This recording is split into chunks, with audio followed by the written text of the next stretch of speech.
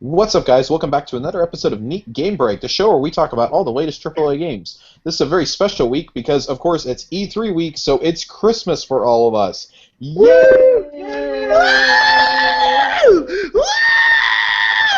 That is literally what Ray was doing in my ear during the Bethesda conference. Oh, I thought the E3 Bethesda Screaming Lady was joining us as a guest this episode. Oh, God, no. We'll go off the air immediately if that's the case. Man, guys, one day of E3 press conferences are down. We've got like 2 more to go. We got the practice shows out of the way. The real shows can start tomorrow. Tomorrow, yeah. Yeah, the two big ones are tomorrow. Ubisoft is, of course, sandwiched in between Microsoft and Sony, who are both just experts in how to put on a great E3 show. Don't say that. You just jinxed it all. I did just jinx it all, and you know what? That's okay. Because we got a real treat tonight out of Bethesda, and we got something from EA. So we'll go ahead and start with EA. We'll get the lesser of the two out of the way. Not a whole lot going on with EA, guys. Did we see anything that excited us? Let's start with the exciting stuff first. We'll break it down from there. Titanfall 2. That's the only thing that came out of EA's, conference. Pretty much. That's the only thing immediately coming out. I think that we all have a consensus of, okay, that looked pretty freaking cool. Yeah, Madden and FIFA are gonna make them money, whatever. Yeah. And FIFA gets its story mode, woo! But Titanfall 2 looks amazing. What was the FIFA guy's name? Alex Hunter out. Alex Hunter. Hashtag Alex Hunter on everything, guys. Alex Hunter burgles hams. Is it goal god? Since Alex Hunter. Hoop god. No, I got Hoop this. god got replaced with Alex Hunter, goal god. I got this. Alex Hunter foot burgles hams. No. Anyways, Titanfall 2. We got to see some really cool stuff. Of course, there was we talked about it on the main show. The campaign demo or the campaign trailer leaked this morning, which they didn't really spend a whole lot of time on. Vince Zampella came out, got it out of the way immediately. It was the very first thing of EA's conference. Less than 5 minutes was spent on this. I couldn't believe how little was spent on Titanfall, a game that's going to go head-to-head with Call of Duty in the same week. That was a little strange. There were a few things in that conference where I was like, they didn't talk about that very long at all. The only rationale I could come up with for Titanfall getting as little exposure as it did at EA's own conference is they might show some of it at Microsoft's tomorrow morning, considering it did launch on the Xbox One. Wait. No, they're going to show it on Sony stage tomorrow night. God damn it. Please. They announced that they were only letting people play it on PS4s. Oh, that's true. That's true. So it's going to be on Sony stage. Anyways, there are some really cool new looking additions there. Some grappling hooks. Looks awesome. Yeah, it looks. Which seemed to be the theme of all the cool games today, or grappling hooks. Yeah. So I liked it. I'll definitely be picking up. They announced that a beta is going to be coming this fall. There's going to be an offline mode this time. That was a huge complaint of the last one. Yes, finally a single-player campaign. Holy crap! Yes, that's all that game needed for it to be great the first time. Right, and there's going to be modes without bots. I don't know why you would want a mode without bots. To me, the bots made it kind of feel alive, that even if you were terrible at the game, you could still kill the bots and feel like a badass. Yeah, I don't really care about the bots. Take them or leave them. Right. I like that they're going to be in it still, and apparently people who have played it at E3 on the show floor already, or who played it after the EA event, have said that there's going to be... They didn't use the word horde, but... a version where like 6 players are teamed up against AI enemies, and there's like boss titans dropping in and stuff like that. Awesome. That's cool. Like I'm all over that. The multiplayer trailer looked really sweet today. Is that the one where we saw the 2 pilots go at each other in midair? Yes. Grappling hook them in the air, pull them over. I'm ready. Yeah. I can't wait to do that to you. So another really interesting thing about Titanfall 2 that I did not expect them to do is they've made the Titans into they're more character-esque now. They have like specific traits and specific abilities that are unique to certain Titans. They're like sentient AIs now, which is really cool but freaky at the same time. And yeah, like they each now have like different loadouts and powers. It's pretty cool. Yep. I hope I want to actually play that, quote unquote horde mode, because I can just see me and Ray. Oh yes. With mechs with swords screaming Leroy Jenkins and just trying to destroy things. Well, It's going to happen. Something similar to that towards the end of Titanfall 1's life cycle, but it wasn't really a horde mode. I forget what they called it. It was a really cool mode, but of course everybody was gone by that point. Yeah. But it would have been really cool had they introduced it towards the beginning. I think it could have helped the game have some legs. But let's go ahead and move on. Titanfall 2, of course, coming October 28th to PS4, Xbox One, and PC. No last gen this time around, no Xbox 360, so sorry guys, it's time to sell your system and upgrade. I don't think any of us really cared about the sports. They spent, like, no joke, 15 minutes at least on FIFA. And the only interesting thing to come out of it was that they're using Frostbite finally in these games. Which will be really cool. Very cool. Oh, yeah, it is. It's just, outside of that, I mean, it's same old. FIFA's getting a story mode, which one can only hope it's done better than the NBA 2K games had. The Spike Lee game, where they had a story mode, and it was free to buy them used Jordan stuff. Yeah, if you want, it's free on PlayStation Plus right now. Yep. I actually downloaded that this morning, and I might play it after this just to remind myself how bad it is. You just want to get ejected from a game and then show up at your team's next game in the finals and get fined $500. I want to play this Draymond Green and show up to them winning at Oracle Arena and hoist the trophy over Adam Silver's head. No, yeah. you want to buy a ticket to the opposing team city, go to the biggest watch party you can find, and sit in the front row. That's what you want to do. Yep, that also.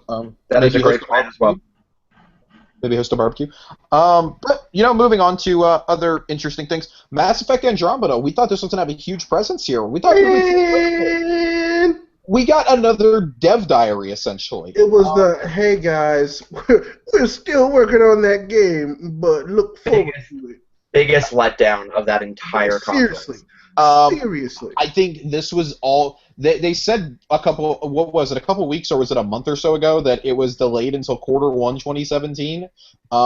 This video was the only confirmation we needed that this is not coming until like late next year. Q3, it'll be Q3, Q4 next year. I don't care what nobody says. That's really upsetting. If you're going to do that, I'm not one who pines for remasters, but I mean, at least announce that the Mass Effect trilogy is going to be backwards compatible or something. Oh, I feel like they have all hands on deck on this game. They don't have time for that. I just don't think it's going to happen.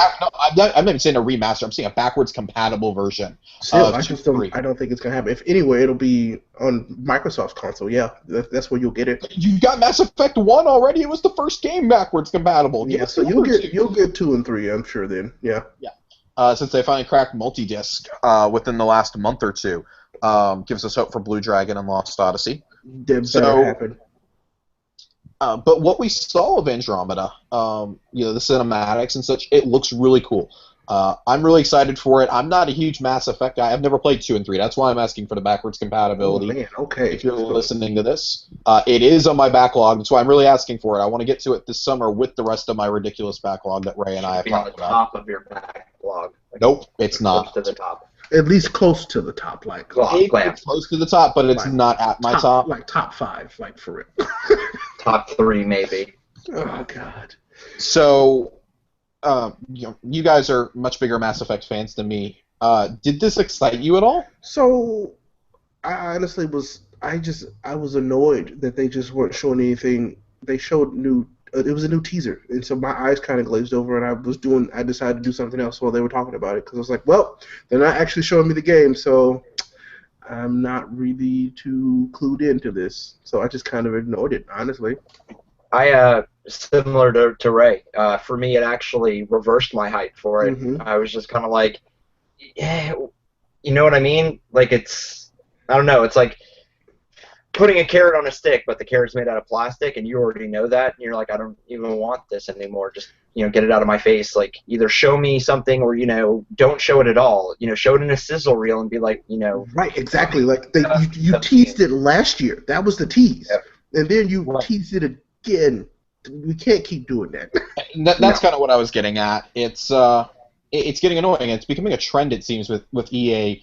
Battlefront did this to us for a little while. They kind of strung us along.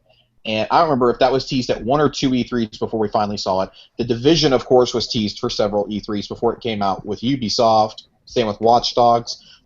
This is becoming a habit for some of these big studios. It's getting really annoying.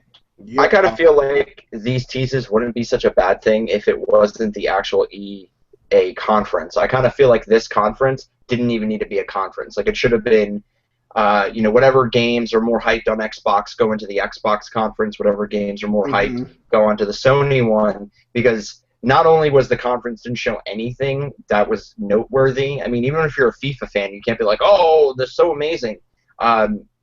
They were half-assed trailers, a dev diary which can be put online. It doesn't need to be shown in a huge conference. Like, that could have been a part of some YouTube series that they were doing. Yeah. Which I would actually love to see, honestly. Yeah. Yep. That it would be. Well, I think they did that for a collector's edition for Mass Effect 2. Is you got the dev diary with it, which was amazing. Like, it was awesome to see them create the universe. And then literally every presenter on that presented their game seemed like they didn't even care about their game. Like, they were just like, here it is. Right. Here it is. Please don't hate us. Goodbye. No. Me and Josh made fun of this. This was like 1 out of 3 times that we talked during the entire EA conference because we were so bored. We had nothing to talk about. Was the guy was like, check it out. So everybody came out and was like, check it out. Could I please get that meme for the rest of E3? I need that. He was like this. I need that. Please, somebody make that a meme. Check it out. I need you to make that a meme. I'm going to. Please. For I mean, going forward, then we got the only other really super notable part of EA's, well, 2 notable parts, I guess, were they said the word Star Wars, and I think everybody was like, oh, thank God. Finally. Yes. Then they bring Jade out, who Ray and I absolutely love. Hey, Jade. Hey, girl. Jade is our girl. Mm-hmm. Jade comes out, and they start showing a behind-the-scenes look at the games, and literally the amount of sadness that came over me as I realized that I either don't care about these titles, or they're not coming for years, or they're not going to show you anything right now. I wanted to cry. I was upset. So, I was mad. The game, to put this in perspective, the games that will be playable within the next 2 years are Star Wars Battlefront's DLC and a new title in the Battlefront saga, because they're listening to your feedback. Not accurate. Heroes, which is a mobile game. Mm-hmm. The Old Republic. Mm-hmm. That's it. The best Star Wars game you can play for the next 2 years is Lego Star Wars The Force Awakens, which comes out in 2 weeks. I guarantee you of that. And it's not even when they showed like Respawn Entertainment and the 2 guys doing lightsaber battle and whatnot, right. It was. I was going to get to that one. Well, I mean, as Ray pointed out, it's probably for an iPad game. That they showed that mocap. They showed the iPad game. I was so mad. When they said that Respawn was working on a title that was set in an era that EA has never explored, I got really excited because it's gonna be a third-person action game. That's plainly obvious. And God, all we needed. I've been speculating. Of course, it's gonna be a Jedi game. We got the confirmation today. If they're already doing mocap work for that, and it looked like they were doing some extensive mocap work too, like they're already doing stunts and everything, not just sword choreography. They're doing like actual stunt work. That was Jedi choreography. They're good. They're good ways in the development, because Respawn had a second team working on a game back during Titanfall 1. Back at the end of that game, they had a second team working on an unannounced game that they could not talk about yet. So I'm wondering how long this has been in development. We could see this. I think we see this at next year's E3 or at Celebration. Ray was saying that. He thinks that we see these games at least officially unveiled at Celebration. That's what I thought. Well, that's where Battlefront was playable for the very first time, was at Celebration. What about D23? No. Celebration. You might get one game at D23, I think. You might get one. The problem is D23, you'll get a sizzle reel or something. You won't get it playable. Right. Well, yeah, you probably won't. Yeah, you get the crowd that goes there. There's a lot more soccer moms that will go to that. In all honesty, and like children. Whereas like Celebration, it's the hardcore, it's the hardcore fans that are going there. If you tell them that they're going to get the chance to play Respawn Entertainment or even see 10 minutes of behind-the-scenes footage, people will wait in line all day. Source can confirm I would do that.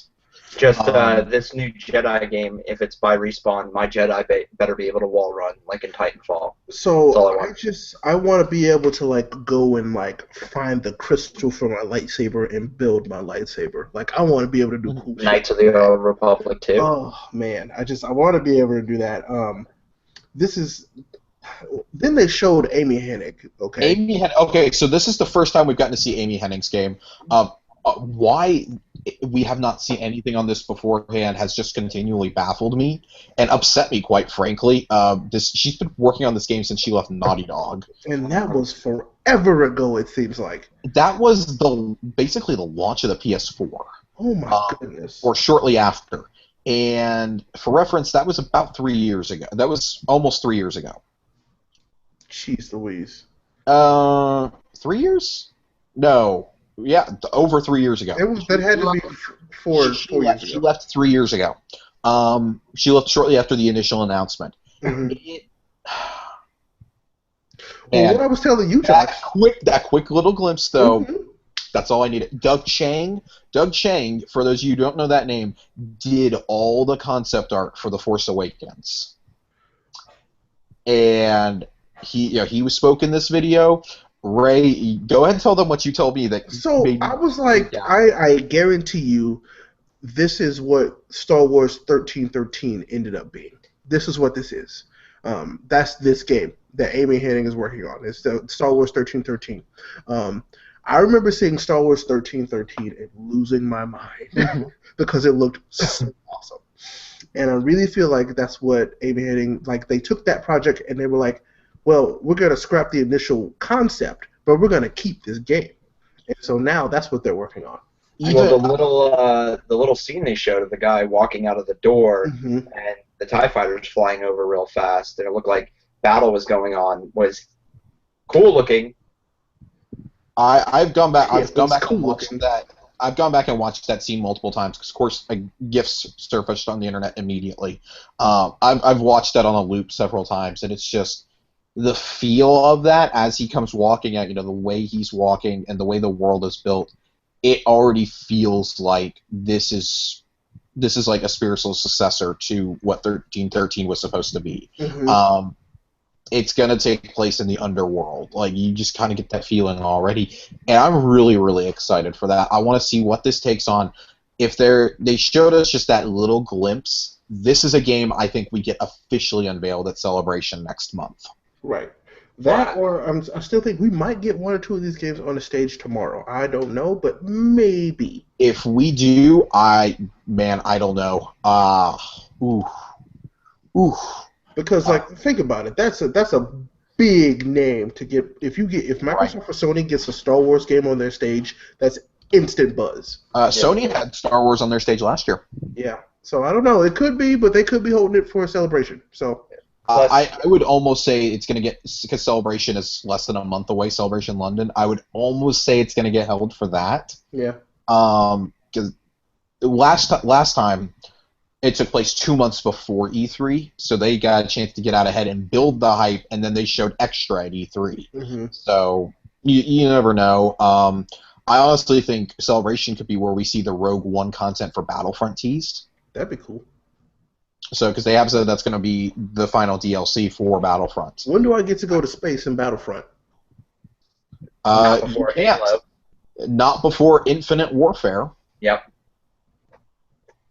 So, Actually, go I ahead. one more point. I was just thinking about it. I'm almost positive that they will show something about this game at Celebration, because if it's Amy Hennig, that means that they wanted to bring somebody in to make the game a much more cinematic feel. And Hmm. I think you could have any trailer from any of the Uncharted games that she wrote put up against a trailer for any movie, and it would flow and be as easily accepted as anything else. She said she got courted from almost every studio in the industry when she Oh, I left believe Naughty that. Dog. Oh Oh, yeah, I yeah. 100% And believe that. but the second that EA approached her and said, they're like, if you come to us, Visceral is working on a project right now. They're getting ready to start work on a Star Wars game. She said when she got that offer, she knew that that's the one she wanted. That's like the dream project.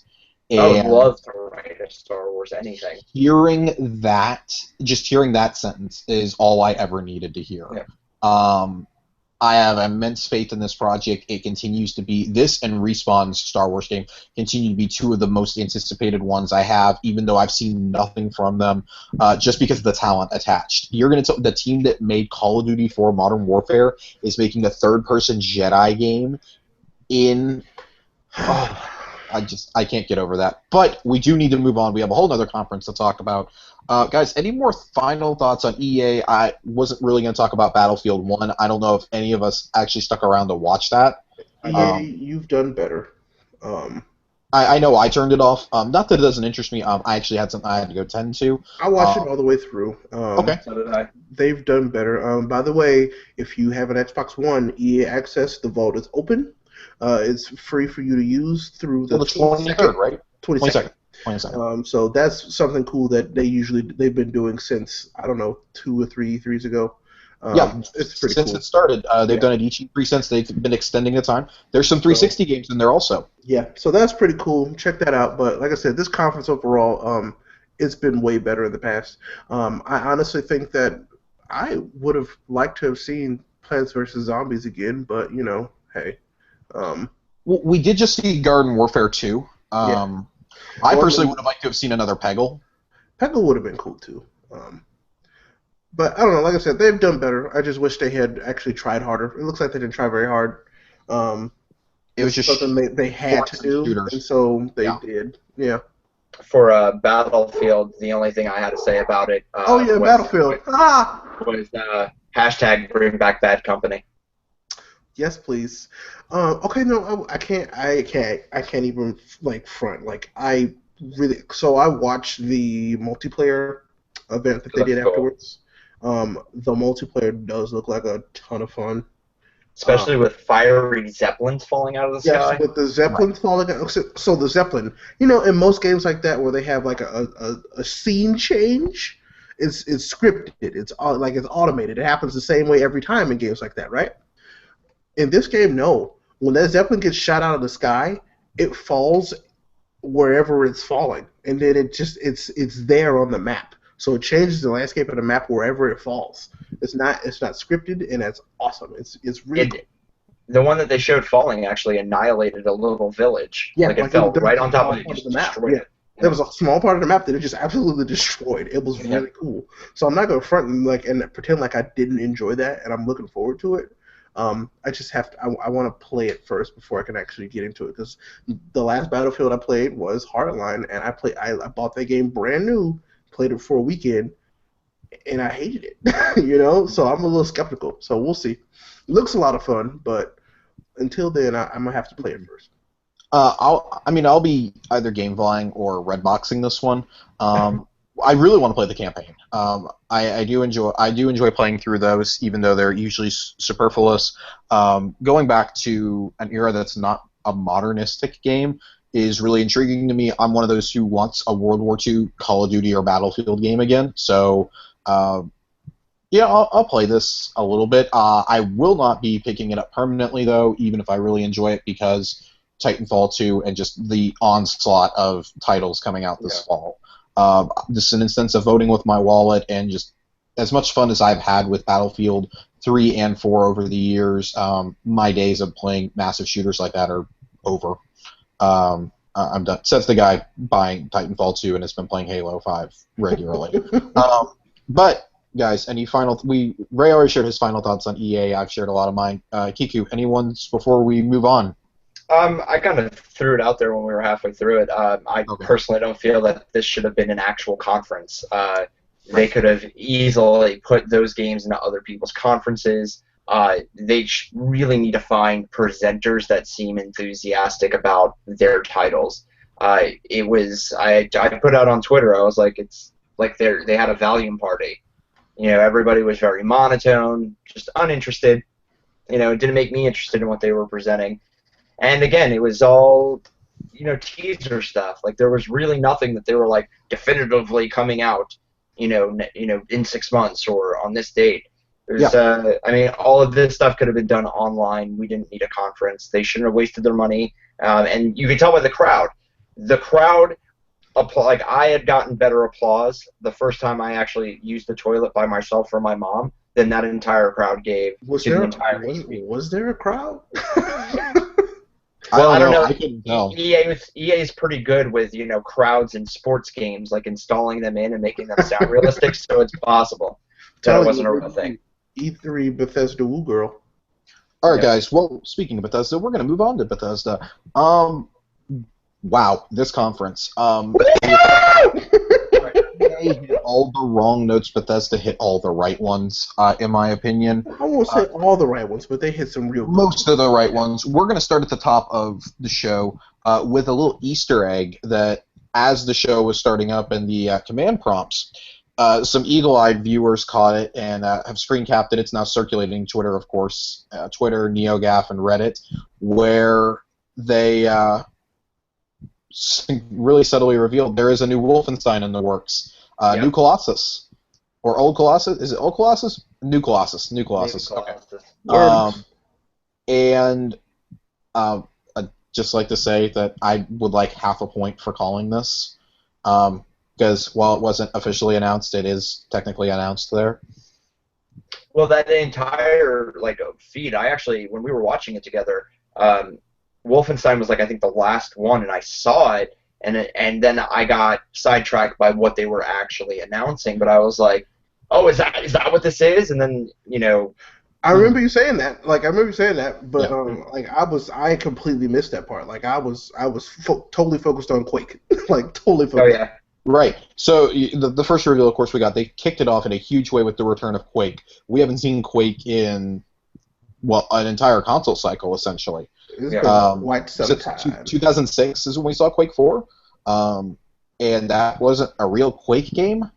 At least not to me. It didn't feel like a real Quake game.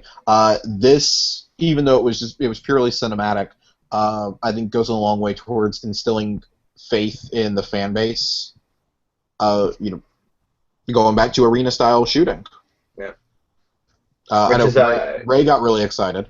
Yeah, it looks like a arena hero shooter, which I love right now, thanks to Overwatch. So I'm definitely looking forward to that. Right. But from what I heard Kiku say, it's PC only currently. That's what Josh said. Oh, okay. That's what we're hearing. It's PC only. I don't know how much I believe that. I think it'll stay. Right now, they're going to say it's PC only, but they're going to see the gangbusters that Overwatch is doing on consoles and how well it's being received. And I would almost guarantee you it's going to come to console, if not at launch, within a few months of it, like XCOM 2 has also. XCOM 2 is completely different genre, obviously, but also a game that, it's never coming to consoles. They lay that to me. Yeah, really, really cool tease though. Definitely set some hope for the franchise going forward. We got we saw more of the Elder Scrolls card game, the Hearthstone ripoff. Yeah, meh. Free to play, whatever. Which is cool. Yeah, I mean, if you're into that kind of stuff, cool. There are a lot of people who eat these card games up. That's why this is a thing. The Gwent card game is certainly a thing at this point. It's the world's worst kept secret. So I don't know. I've jokingly said it during the show, but also was 100% serious when I clarified myself that if it comes to consoles and it's under $10, I will get it, I will play it, and I will do a special game break for it, and I will try to make it as funny as possible because I know I won't like it. But because I like the Elder Scrolls that much, I would do it. Elder Scrolls, we got a lot of Elder Scrolls Online, and their Dark Brotherhood expansion. And Looks the very cool. screaming E3 girl. Yep. Mm-hmm. Yeah, if you didn't watch this conference, there's going to be a lot of jokes in the coming weeks about this. There was this lady with this high-pitched shrill every time something for ESO was shown, and it was insufferable. Joke of the night goes to Fotaku. That's all I'm saying. Oh my god. So we're watching this, we're all commenting on this lady screaming, and we're making comments on Twitter. Mike Drucker made a funny comment. Greg Miller, Ryan McCaffrey, and Fotaku makes one that says somebody invited their mom to their conference. We absolutely lost it. I was done because honestly, she kind of ruined it for me because she really annoyed the crap out of me at one point. I was like, please stop. Please stop. It was too much. I mean, appreciate the enthusiasm, but we can dial it down a little bit. Yeah. I was like, yeah. But other than that, there was some really cool stuff that happened at this conference. There was some cool stuff. The game still is 110% not for me.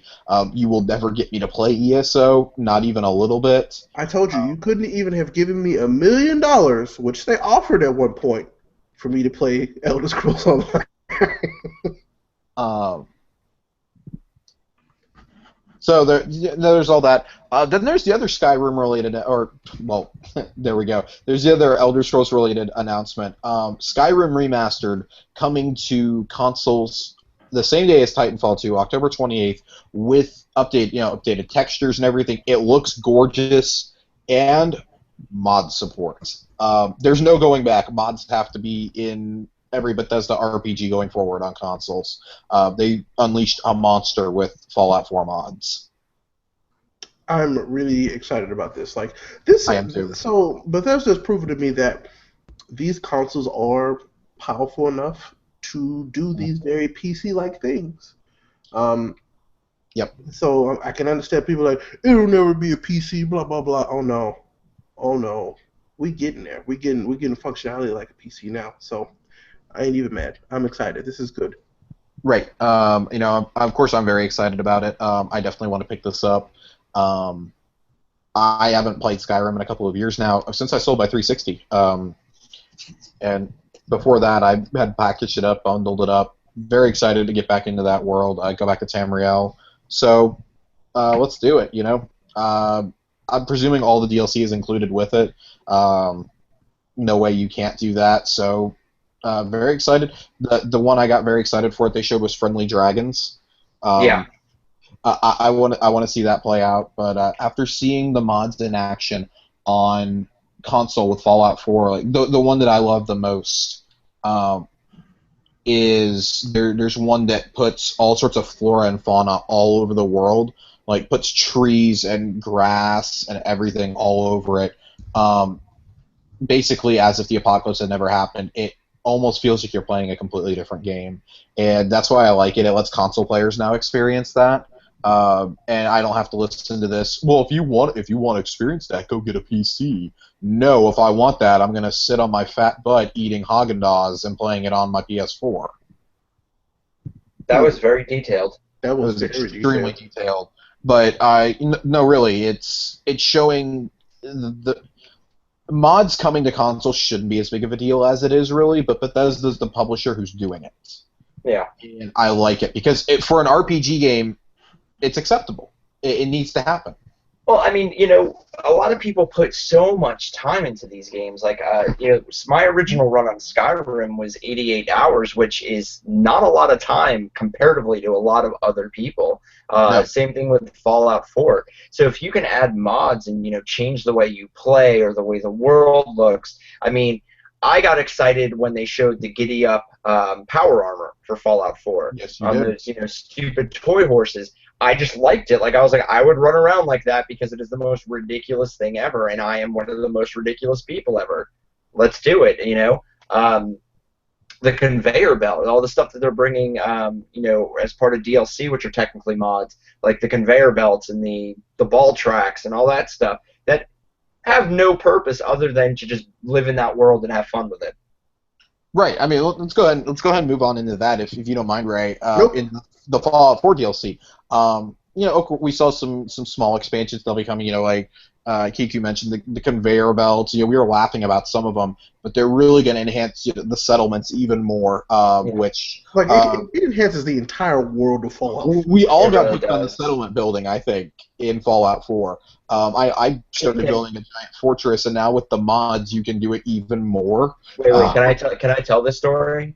Yes, you can Can I tell the story? So when Fallout 4 came out, Josh and I were constantly in party playing that game, like all the time. Like that's all that we would do, and we decided that we both wanted to get the 100% settlement achievement, and we must have spent a straight week, 5-6 hours a day, building settlements and trying to figure out how to do it.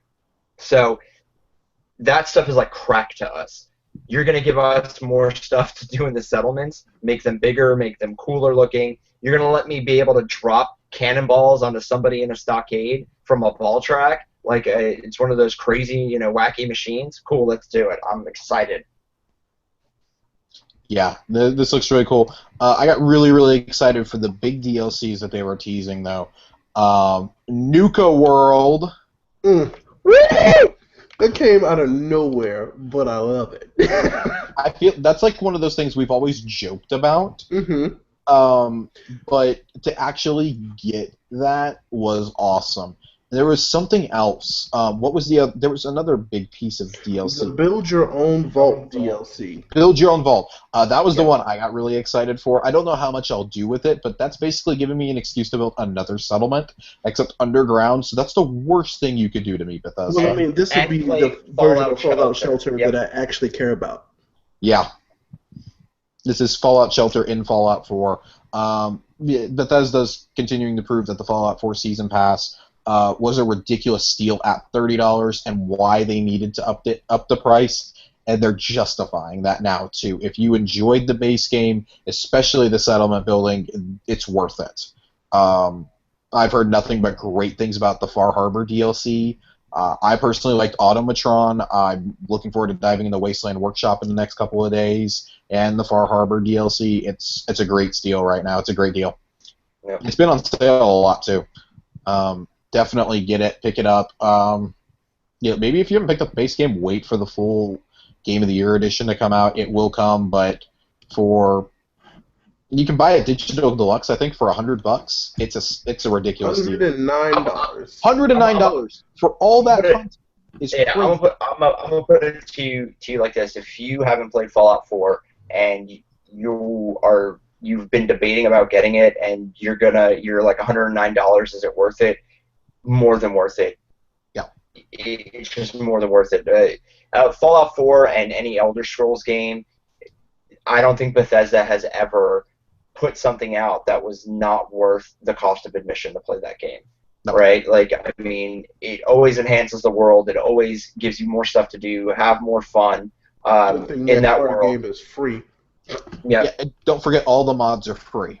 Yeah, I mean, when you say mods, a lot of people will come under the assumption that we're talking about 20 or 30. These are hundreds of mods created by people. The community, the community. Yeah, people. So so there could be, just something as simple as unlimited ammo to something as crazy as decapitated death claws. Headless death claws running around chasing you down, which almost seems more frightening. I mean, the Macho Man death claws are a little bit more terrifying. Oh yeah! That mod. Paladin Advanced Puzzle Lightyear. Yeah, that one sounds cool too. But yeah, we're going to move on to the two really big pieces of the conference. One which was just a tease, and then one which was a significant chunk of the conference. One was the reimagining of Prey, Called it. which Jason Schreier from Kotaku was clarifying, and he said it's called Prey because Arcane Studios, or Arcane Games, excuse me, who's under Bethesda, acquired the name to Prey back in like 2009 or 2010, and they just haven't used the name since then. So it could be completely unrelated. I have no idea. I remember very little of the first Prey, other than it was a really cool concept too long ago. Well, when we were watching it, if you remember, Ray asked me, "Did I see the sign on the building in the background?" Right. It's clearly going to be related.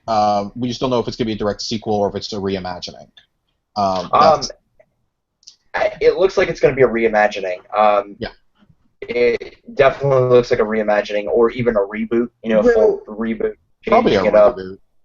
Yeah, because if you remember the original trailer for Prey 2, it was more Blade Runner-esque. Yes. This is sci-fi horror.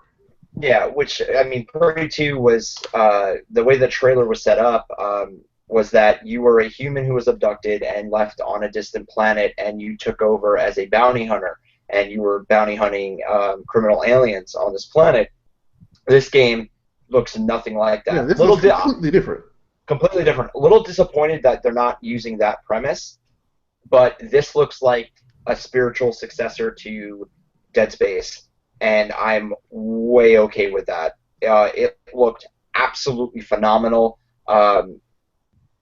Asian main character, which was really cool. Yeah, that was also really cool. That was the first thing I noticed, actually. Yeah, first thing. I was like, okay, cool, but it has this really dark feel to it. That was like my standout because even in our E3 predictions, I was saying Prey is going to come up somehow. Either it's going to be the game we were promised, or they're going to build on the skeletal remains of that. It looks like they're building just on the name alone, but it looks great. If you haven't watched the trailer, go watch the trailer. That's all I can say. Right. So it was really cool. We didn't see we saw very little actual gameplay in there. It was mainly, that was all a trailer. Yeah. Very exciting though. It was enough to get you hyped. It's coming next year. Definitely going to be looking forward to more of this going forward. I'm going to be cautiously optimistic on this one a little bit, just because the first one I thought had some cool ideas, but if I'm remembering it correctly, I didn't really like it all that much. But I was hopeful for a sequel. It was one of the launch titles for the 360, and it was chock full of potential. Great story. Like, the story was phenomenal. There's nothing wrong with the story. But I know as you want to move us into the last one, which we'll have a lot to talk about, it's made by the studio who's making that second game. And if all indications by the second game are anything to go off of, my hype like doubled and tripled. Well, all right then. If you guys don't have anything left to say on that, we are going to move into the last one.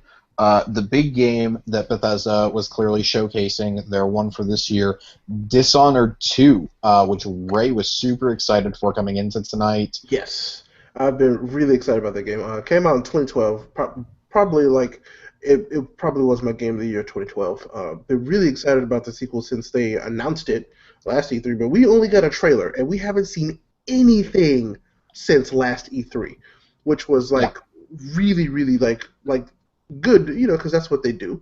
But nothing had. Well, I mean, one of the trailers had leaked, but I hadn't seen anything of this game until tonight, and I was not disappointed by what we saw. Yeah, this game actually really, really surprised me. I've never played the original Dishonored, so I wasn't really sure what to expect. And Ray was like, just watch it. Like, this is a game that you're gonna like. It's just watch it. A game that it has to explain itself. Like, I can tell you that it's a first-person stealth assassination game, and it could be like that could be a number of things. But Dishonored does it in such a style that is unlike anything else. The stuff that they showed on Dishonored 2 was so good that it made me want to go back and play Dishonored 1 again. Oh, I'm gonna. At this point, yeah, I'm gonna. It even got Josh interested, and we were looking up on Amazon like how much the definitive edition on PlayStation 4, Xbox One was going to cost. It's $20 for anybody curious, but I was just like, yeah, this is going to be awesome. Like it's just so they showed off their new engine, the Void engine, which I commented is like my favorite name for an engine so far. Aside from maybe the Nemesis system. That's true. Well, that's a part of an engine. Let me have my moment. I guess, but still, it's a really cool system. But still, and I'm still waiting for Shadow of Mordor 2 to be announced. So we'll get to that in another episode of this, I'm sure.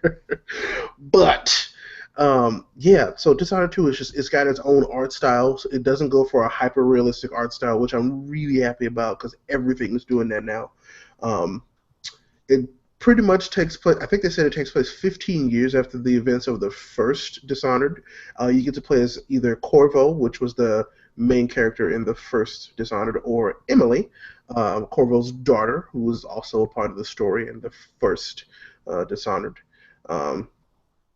And the set of powers that because Kiku had said it while we were watching it, he was like, "Oh my God, this seems like BioShock," and I'm like, "That's pretty much what it is. It's an evil twist, turn of the hat of BioShock. That's what it is.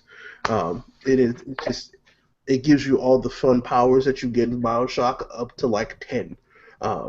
Ray, mind-blowing point before you go on. What if it's an alternate universe of BioShock? Oh, good Lord. That'd be great, but I doubt it. I would love for them to like cross over instead. Yes. That would be great. I mean, well, with the way Infinite ended, who knows? This could be Booker and Elizabeth. Oh shit! I just created a paradox. You just ruined everything for everybody forever. No, that's an amazing thought. It's going to keep me up tonight. It's great. But yeah, this game it looks so. There's so many different ways because they pretty much say they built this to where no two people will ever play the game the same. You can enter and complete the missions differently than all your friends. It's just, and the two characters that also creates a divide because they have different power sets and different items. A lot of people, I saw a few people complaining about like the length that they showed Dishonored 2. For this conference, but I'm like, no, they needed to do this. Like, we haven't seen anything about this game, and I'm sure that's all we're gonna see. We're probably gonna see a demo played on one of the stages come tomorrow and the rest of this week. Like Jeff Keighley might have an extended demo, like actually played, that we get to see. But beyond that, I'm really excited for this game. It looks like a lot of fun. The story. It had controversial endings to the first one, so I'm really excited to see how this one ends, depending on how you play, because the endings do change depending on how you play the game. So we'll see. I'm excited. Yeah, absolutely.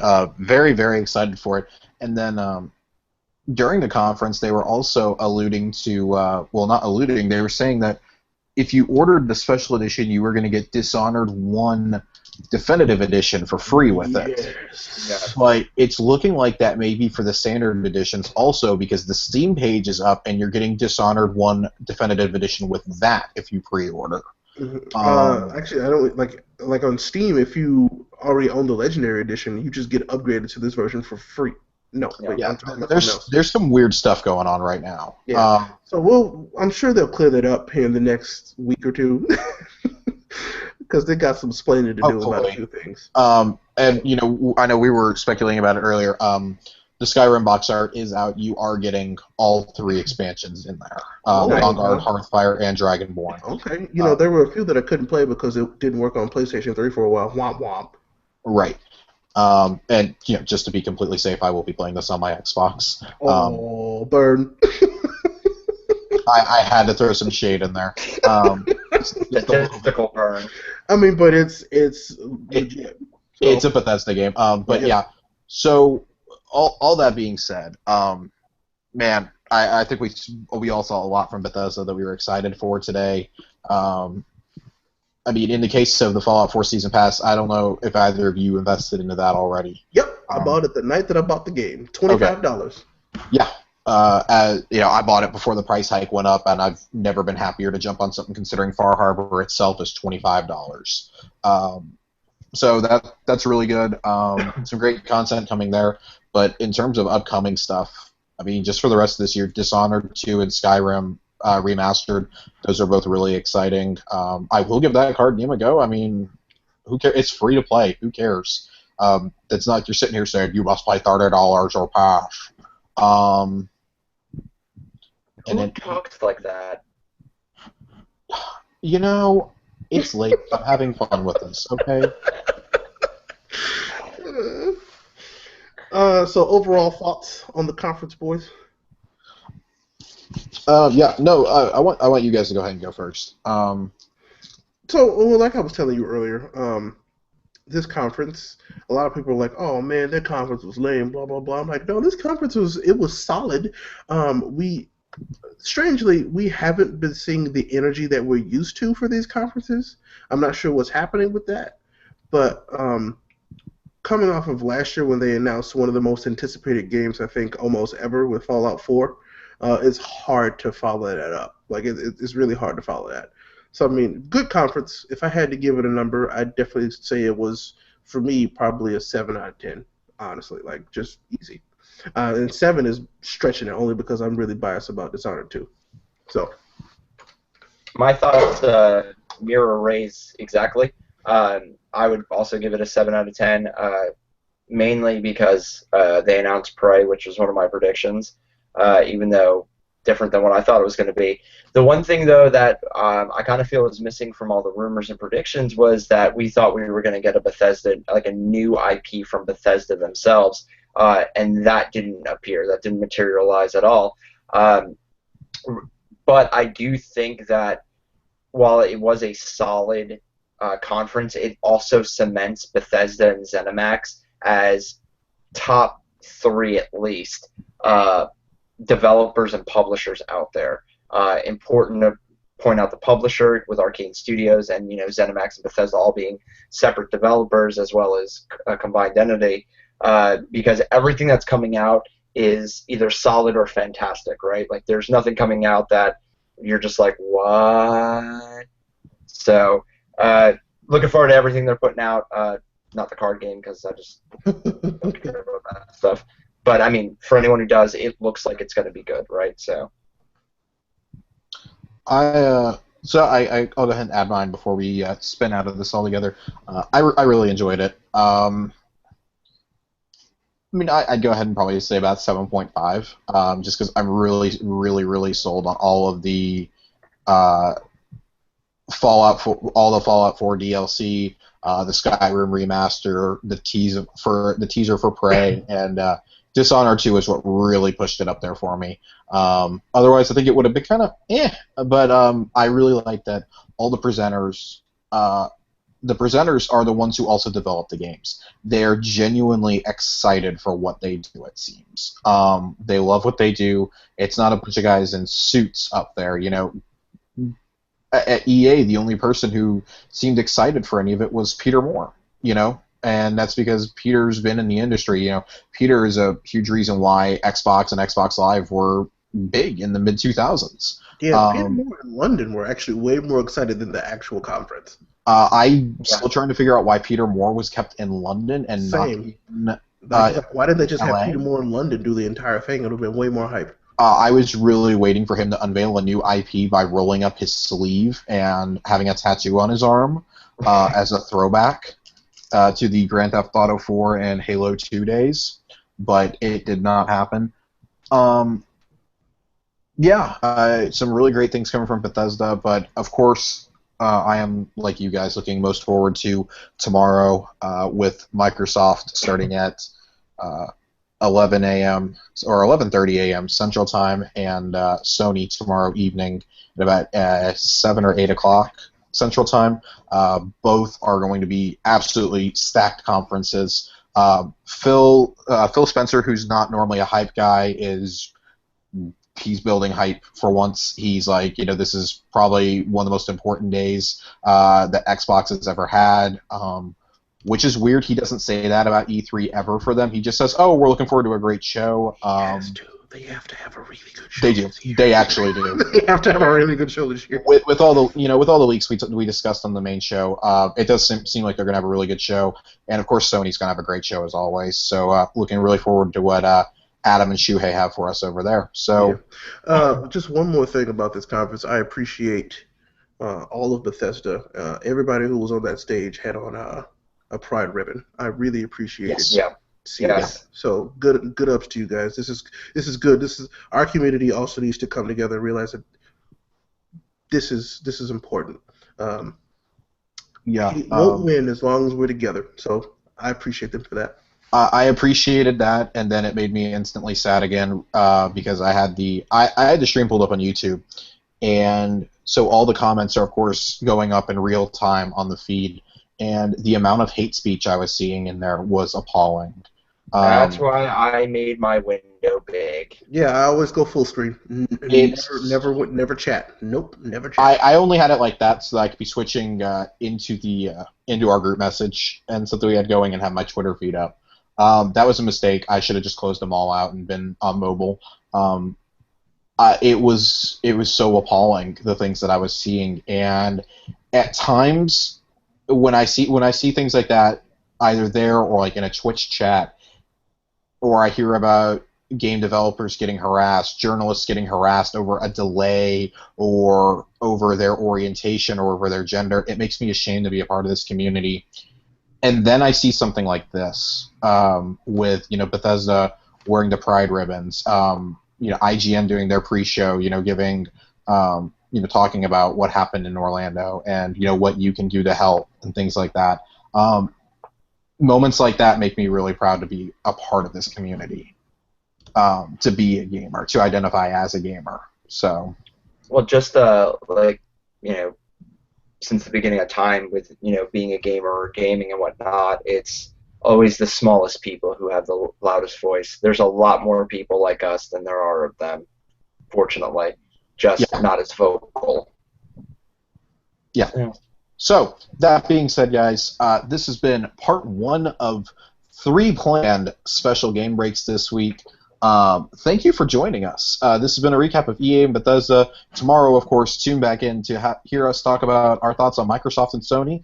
And then on Tuesday for Nintendo, Ubisoft, and all the random third-party greatness that we're going to see from the show floor and from Jeff Keighley's show. So, from all of us here at Neek, they are Kiku, they are Ray, and I am the Demon Sour Cream, Ray Shalfini. And we'll catch you on the next episode. Keep gaming.